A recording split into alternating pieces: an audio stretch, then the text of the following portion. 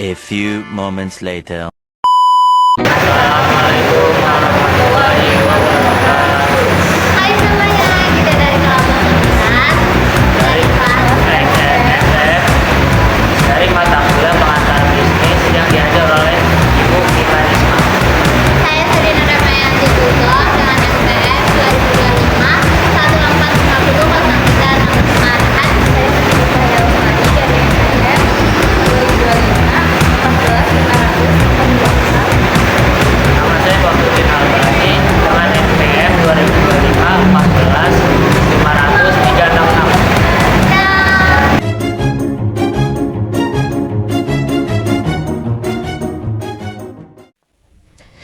Manajemen sumber daya manusia atau Human Resource Management.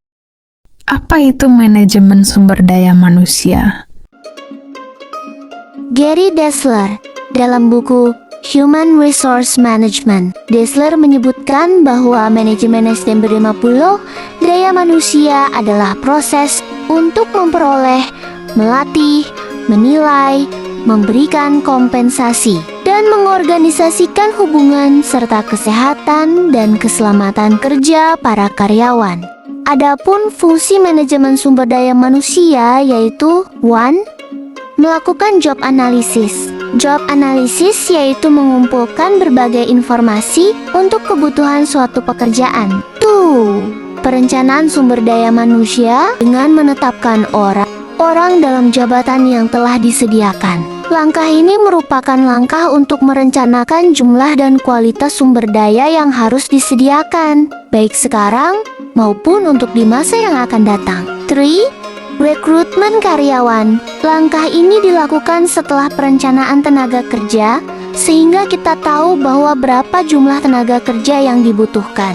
Rekrutmen dilakukan dalam rangka memperoleh dan memiliki sumber daya manusia yang berkualitas dan loyal terhadap perusahaan. 4. Seleksi. Menyeleksi lamaran yang masuk. Karyawan yang sudah direkrut melalui rekrutmen sebelumnya harus diseleksi terlebih dahulu. Tujuannya adalah untuk memilih tenaga kerja yang dibutuhkan dengan kualifikasi yang telah Tetapi 5. Pelatihan dan pengembangan. Tujuan pelatihan dan pengembangan adalah membiasakan karyawan baru dalam bekerja di lingkungan barunya, sekaligus menambah dan mengasah kemampuan yang belum dimilikinya. 6. Penilaian kinerja. Selama bekerja, setiap karyawan harus dievaluasi kinerjanya masing-masing. Penilaian kinerja dapat dilakukan melalui hasil kerja atau kinerja perilaku. 7. Kompensasi. Kompensasi merupakan balas jasa yang diperoleh seseorang atas pekerjaan yang sudah dilakukannya. 8. Jenjang karir. Karir merupakan perjalanan kerja seseorang selama dia bekerja. Jenjang karir dapat dirancang oleh perusahaan dengan membuat career path yang dilakukan secara transparan dan jelas. Hasil dari career path dapat diketahui apakah karyawan dapat dipromosikan, mutasi, atau demosi. 9. Keselamatan dan kesehatan kerja. Keselamatan berhubungan terutama dengan keselamatan selama aktivitas karyawan bekerja, dan tentunya juga keselamatan harta atau aset perusahaan. Untuk itu, perusahaan wajib menyiapkan peraturan kerja dan rambu-rambu kerja serta peralatan kerja yang mampu melindungi si pekerja itu sendiri. Demikian juga kesehatan kerja. Keselamatan dan kesehatan kerja menunjuk kepada kondisi-kondisi fisik dan mental karyawan yang diakibatkan oleh lingkungan kerja. Maka perlu disediakan perlengkapan kerja, fasilitas kesehatan pada area kerja, dan asuransi. 10. Hubungan industrial. Fungsi MSDM yang digunakan untuk menjembatani kepentingan dan keinginan kedua belah pihak, antara karyawan di satu pihak dan manajemen di pihak yang lain. Tujuan dari hubungan industrial adalah untuk menyeimbangkan antara hak dan kewajiban masing-masing pihak. 11. Pemutusan hubungan kerja PHK. Pemutusan hubungan kerja ini bisa disebabkan oleh berbagai alasan atau sebab yang alamiah, seperti tibanya masa pensiun, permintaan pengunduran diri karena alasan pribadi, dan pemecatan karena melakukan kesalahan. Selanjutnya kita bahas mengenai work-life balance. Menurut Greenhouse, Collins, dan Shaw, balance umumnya dianggap sebagai tidak adanya konflik. Tetapi jika dihubungkan dan dimasukkan ke dalam pengertian work-life balance, keseimbangan atau balance tersebut berasal dari efektivitas berfungsi baik, produktif, sukses dan dampak positif baik untuk pekerjaan ataupun peran keluarga. Menurut Moorhead dan Griffin, mengungkapkan bahwa work-life balance adalah kemampuan seseorang untuk menyeimbangkan antara tuntutan pekerjaan dengan kebutuhan pribadi dan keluarganya. Komponen yang meliputi 1. Waktu, meliputi waktu yang digunakan untuk bekerja dibandingkan waktu yang digunakan untuk aktivitas lain di luar kerja.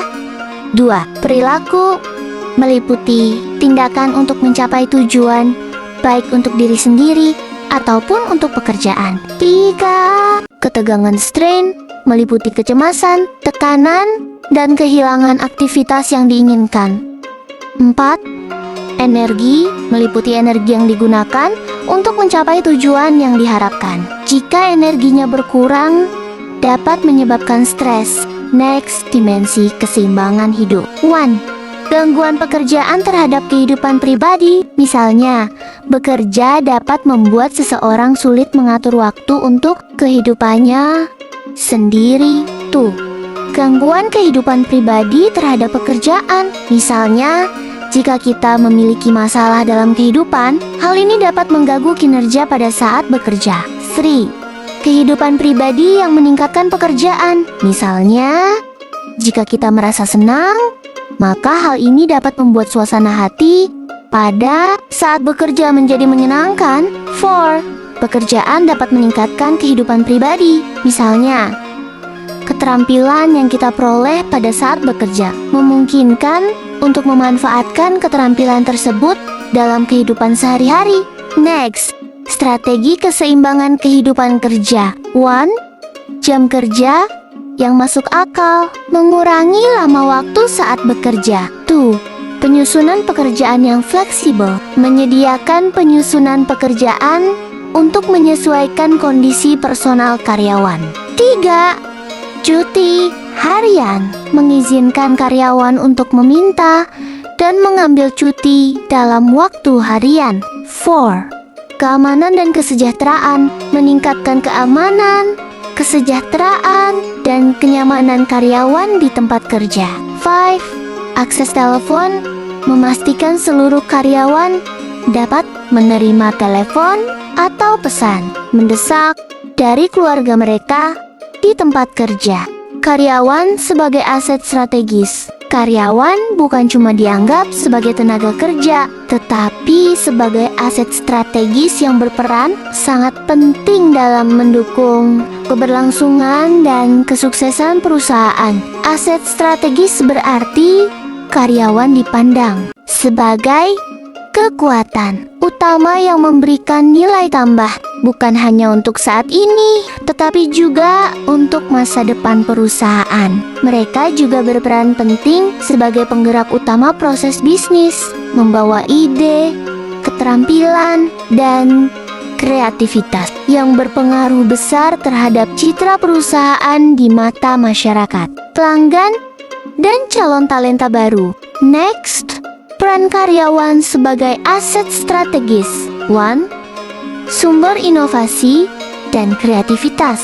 Karyawan bukan sekadar pekerja, melainkan sumber inspirasi baru yang mampu menghadirkan inovasi. Setiap karyawan memiliki pengalaman, cara pandang, dan pengetahuan yang berbeda menjadi solusi kreatif bagi tantangan perusahaan. Contoh, ide efisiensi kerja yang muncul dari karyawan lapangan, inovasi produk atau layanan baru hasil diskusi tim, penggunaan teknologi digital hasil masukan dari karyawan muda. 2. Meningkatkan produktivitas dan profit. Karyawan yang memiliki motivasi tinggi, diberi fasilitas, serta dikelola dengan sangat baik dapat meningkatkan produktivitas kerja. Produktivitas yang tinggi berbanding lurus dengan efisiensi biaya dan peningkatan profit perusahaan. Faktor yang mendukungnya: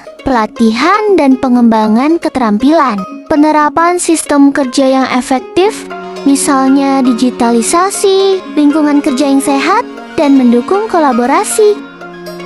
Kerja hybrid adalah pola atau cara kerja yang menggabungkan antara bekerja secara langsung di kantor on-site dan bekerja dari jarak jauh remote, seperti dari rumah atau lokasi lain di luar kantor. Adapun adaptasi hybrid pasca pandemi, yaitu model kerja gabungan antara kerja di kantor dan kerja jarak jauh remote, memerlukan fleksibilitas dalam pengaturan waktu dan tempat kerja, penggunaan teknologi digital sebagai alat utama komunikasi dan kolaborasi, penyesuaian budaya kerja agar tetap produktif dan menjaga keterikatan tim, tantangan produktivitas dan kesejahteraan karyawan. Tantangan produktivitas dan kesejahteraan karyawan meliputi menjaga produktivitas di tengah perubahan pola kerja, mengatasi stres dan kelelahan mental, serta memastikan kesejahteraan fisik dan psikologis karyawan. Manajemen perlu mengembangkan strategi yang mendukung keseimbangan kerja hidup dan menyediakan dukungan kesehatan mental. Strategi mengatasi tantangan: 1. Menerapkan kebijakan kerja fleksibel yang jelas dan adil. 2.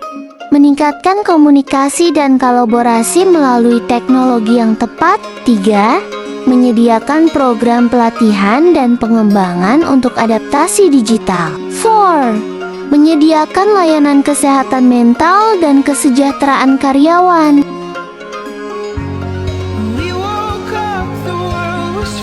Jalan-jalan sampai Narangkap. Kurang lebihnya tolong dimaafkan. Sekian dari kelompok 9. Assalamualaikum warahmatullahi wabarakatuh.